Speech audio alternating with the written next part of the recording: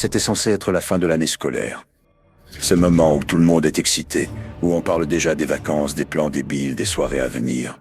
Mais pour moi et mes potes, ce soir-là, c'était pas le début des vacances. C'était le début de notre cauchemar. Ce soir où on avait décidé, comme des cons, d'aller se faire peur dans un vieux coin reculé, dont parlait tout le monde dans notre ville. Il y avait moi, Idriss, Joël, Lino et Yasmina. On avait une voiture pour 5, un vieux break, une lampe torche et 2 bouteilles de vodka qu'on avait volées à la mère de Joël. On roulait sans but précis. Lino avait entendu parler d'une ancienne école désaffectée près de la zone industrielle, censée être hantée. Mais la vérité, c'était juste un prétexte. On voulait surtout boire, s'éloigner un peu et se sentir rebelle. Mais en sortant de la ville, la voiture a commencé à faire des bruits bizarres. Elle s'est mise à brouter et d'un coup, plus rien. Panne sèche. Il était presque minuit. On était sur une route secondaire à moitié défoncée, bordée par des champs vides et des arbres morts.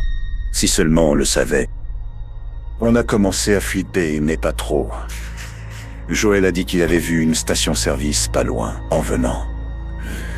Alors on est descendu, on a pris le bidon dans le coffre, et on a marché. 5 ados, dans le noir, à marcher sur une route vide.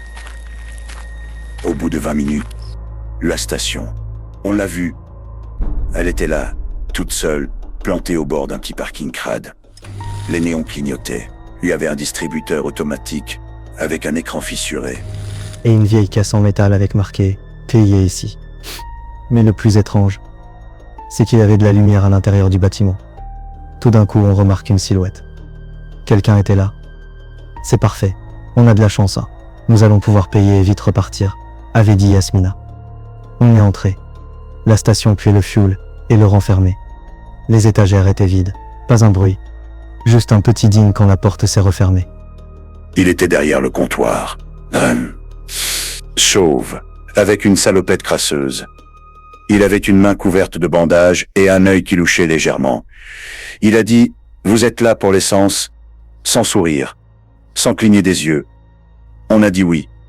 Joël a posé le bidon sur le comptoir. Le gars l'a pris sans rien dire, a disparu derrière une porte battante. On a entendu un cliquetis de chaînes et des bruits de pas qui n'étaient pas que les siens. Puis plus rien. On a attendu. 1 minute. 2. 5. Joël est allé jusqu'à la porte battante et a dit « Monsieur, vous êtes là ?» Aucune réponse. Il a ouvert un peu la porte. Et là, on l'a entendu hurler.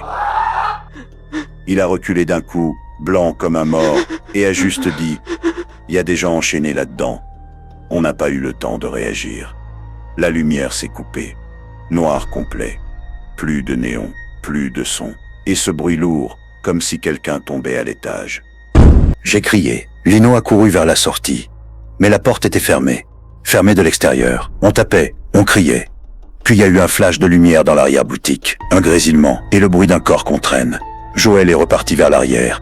Il a crié « Lâchez-moi » et on ne l'a plus jamais revu. Je vous jure, 1 seconde il était là. Et la suivante, plus rien. On a fini par casser un carreau et sortir par la fenêtre des toilettes. On est revenu à la voiture en courant, en panique. Quand on est arrivé, elle était allumée. Les phares éclairaient la route, et Joël était au volant. Mais il nous regardait fixement. Le visage figé, les yeux vides, et il souriait. Un sourire qu'il n'avait jamais eu. Puis il a dit « J'ai fait le plein. » Et il a démarré. Sans nous, qu'est-ce qui se passe? Je ne comprenais plus rien. Sinon, en vrai de vrai, en quelques secondes, je ne reconnais plus mon ami. On a retrouvé la voiture brûlée 2 jours plus tard, au bord d'un champ à 60 km de là. Vide. Pas de traces de Joël. On a tout raconté aux flics. Ils nous ont interrogés pendant des heures, mais ils croyaient pas un mot. On a été accusé d'avoir fait disparaître Joël. On est passé au tribunal. Pas de preuves, pas de corps. Moi, j'ai fait 3 mois en détention provisoire, puis relâché. Mais pourtant, parfois, je vois le même gars, celui de la station. Dans les rêves, ou dans la vraie vie, je sais plus trop. Mais chaque fois que je passe devant une station la nuit, je revois ce regard.